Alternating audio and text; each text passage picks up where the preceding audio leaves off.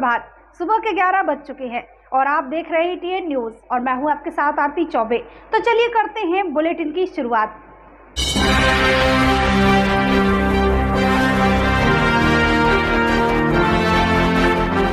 हटा थाना क्षेत्र से इस वक्त की बड़ी खबर सामने आ रही है, जहां लव जिहाद के एक मामले को लेकर जोरदार हंगामा हो गया।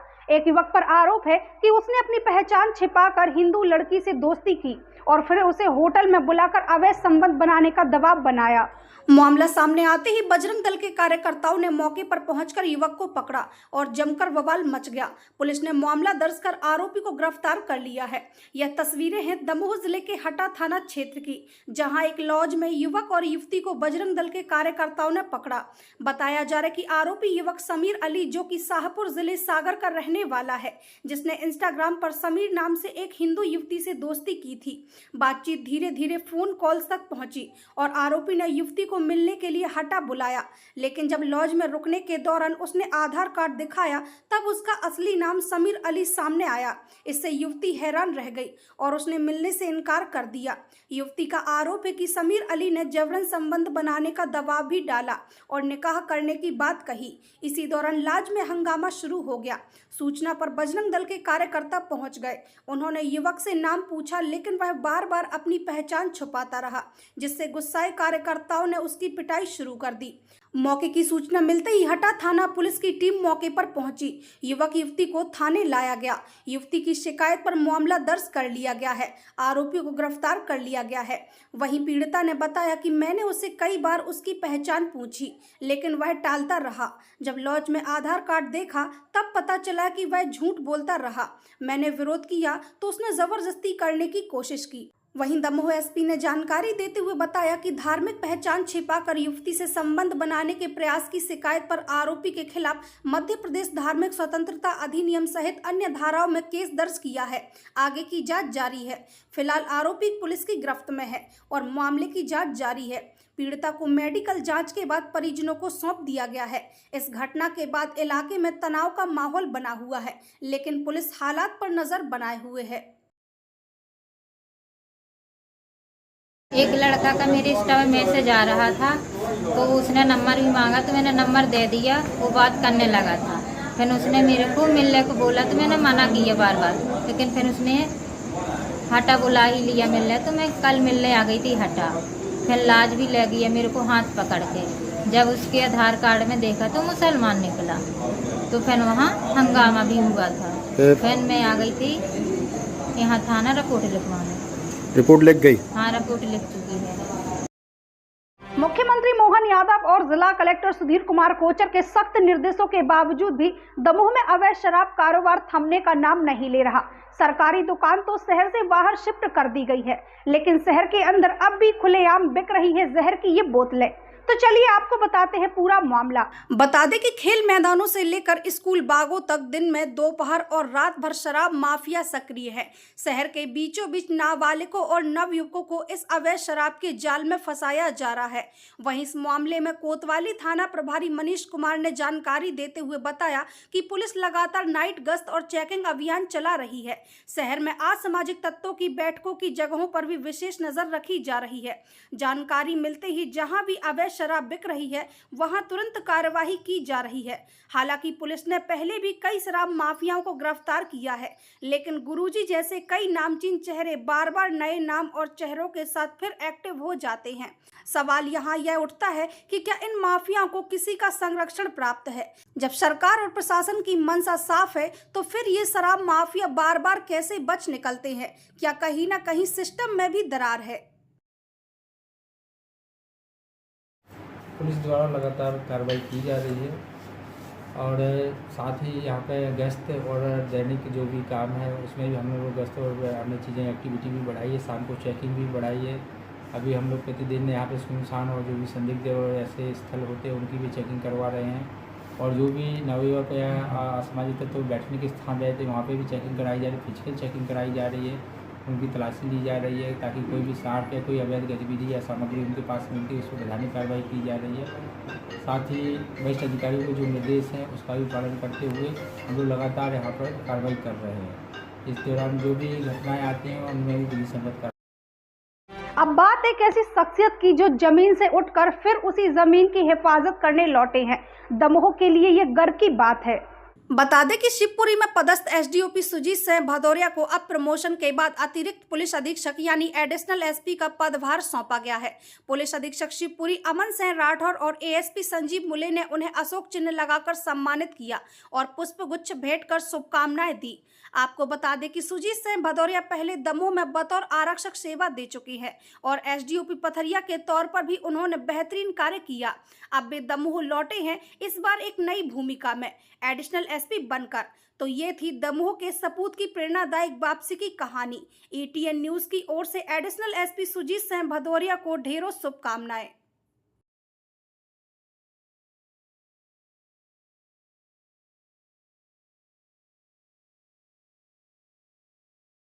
दमोह जिले के पटेरा थाना क्षेत्र से इस वक्त की बड़ी खबर सामने आ रही है, जहां ग्राम कुड़ई में अवैध शराब का विरोध करते हुए ग्रामीणों ने बहादुरी दिखाई और आरोपी को घेर लिया, लेकिन मौका देखकर आरोपी भाग निकले।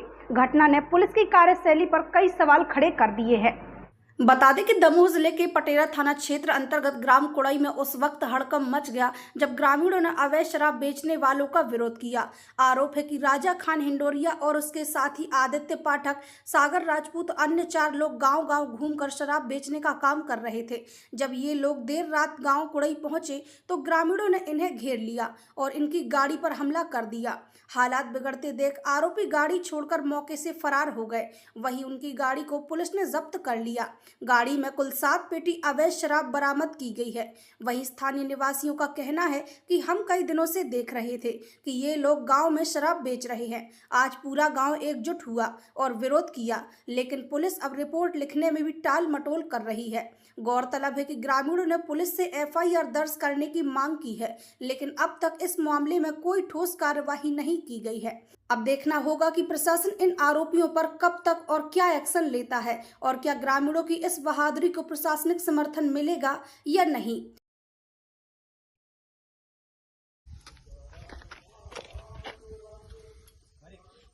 हाँ।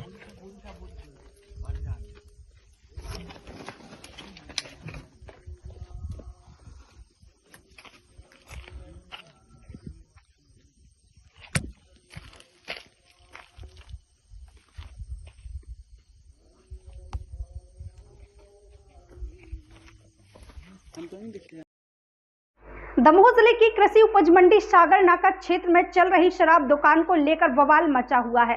स्थानीय लोगों और सामाजिक संगठनों ने मुख्यमंत्री से लेकर कलेक्टर तक मांग की है इस दुकान को तुरंत हटाया जाए। तो चलिए आपको बताते हैं पूरा मामला।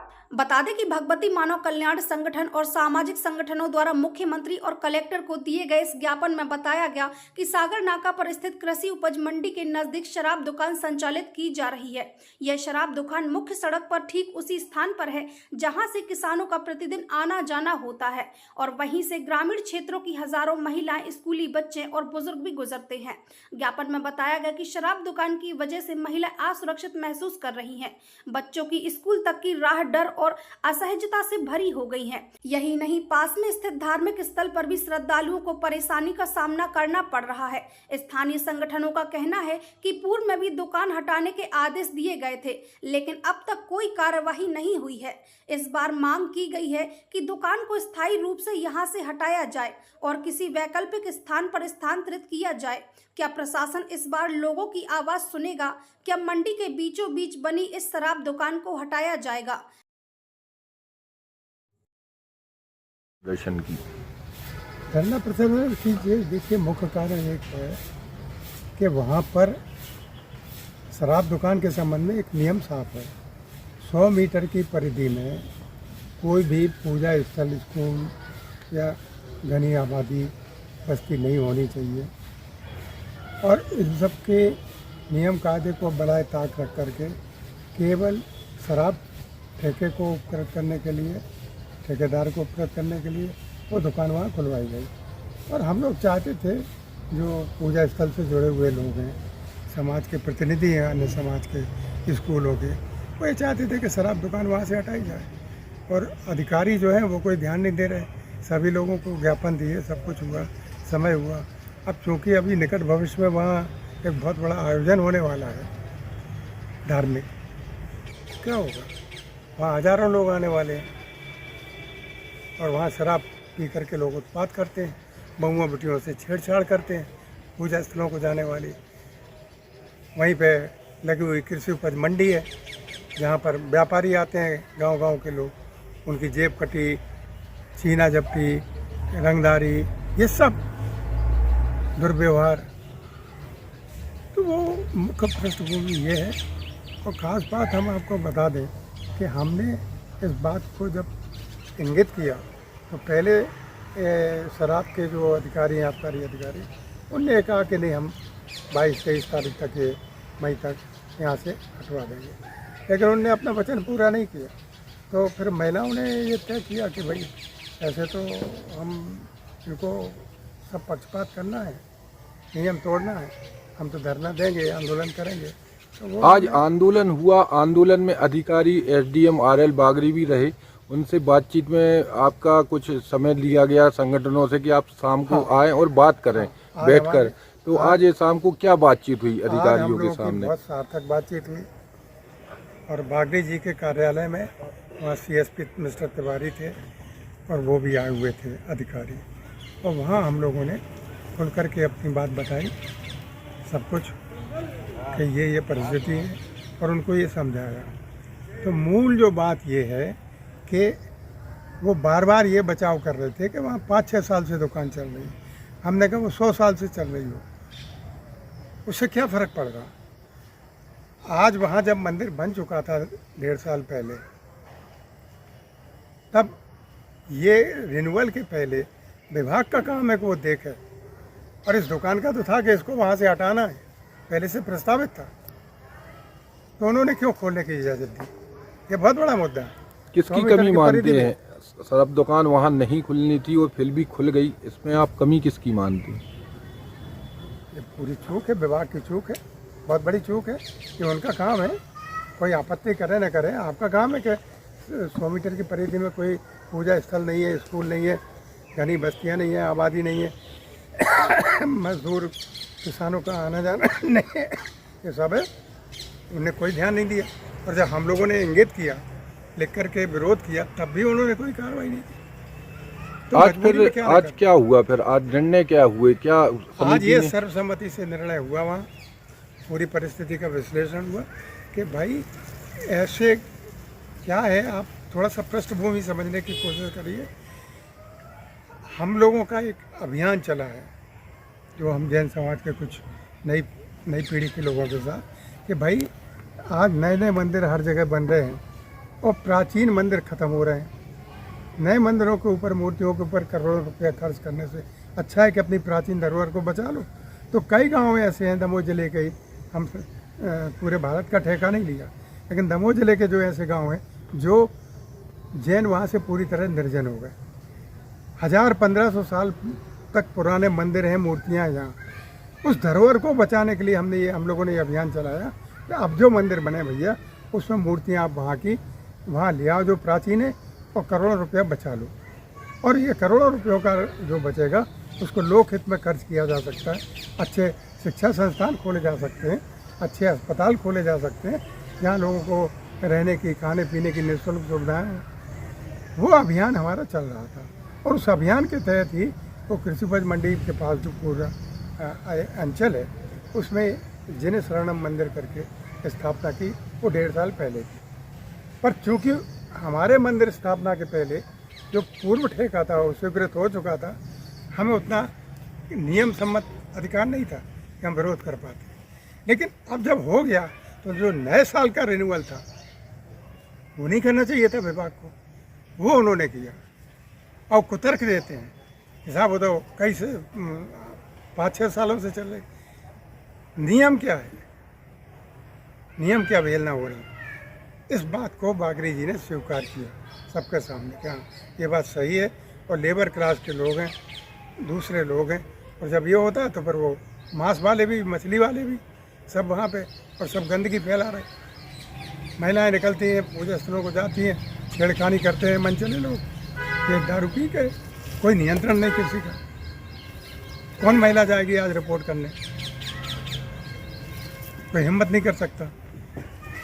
प्रशासन ने क्या आपने कोई अल्टीमेट दिया है या प्रशासन बात अल्टीमेटम ये मान दिया गया कि है? ठीक है, उनने आज ये कह दिया कि हम इस दुकान को हटाने के लिए अपनी आज प्रतिवेदन जो है वो कलेक्टर महोदय को दे देंगे। उन्होंने 3 लोगों की कमेटी बनाई, जिसमें एक बागरी जी हैं SDM, दूसरे CSP मिस्टर अभिषेक तिवारी और तीसरे वो आबकारी विभाग के अधिकारी हैं। ये 3 लोग अपनी आज रिपोर्ट दे देंगे प्रतिवेदन कलेक्टर को। उसके बाद कलेक्टर को कहना है क्या करते हैं। हमने केवल इतना कहा है अपनी ओर से, हमने अपना आंदोलन स्थगित किया है, समाप्त नहीं किया, ये साफ कर दिया। ये अगर नहीं हटेगी शीघ्रातिशीघ्र तो हमारा आंदोलन रहेगा शांतिपूर्ण, लेकिन करेंगे। प्रशासन को कितने अभी तक की खबरों में बस इतना ही। अन्य खबरों के साथ जल्दी होगी आपसे मुलाकात। ताज़ा तरीन खबरों में बने रहने के लिए हमारे चैनल को सब्सक्राइब करें और लाइक करें, और खबरें पसंद आए तो शेयर करें। तब तक के लिए मुझे दीजिए इजाज़त। नमस्कार।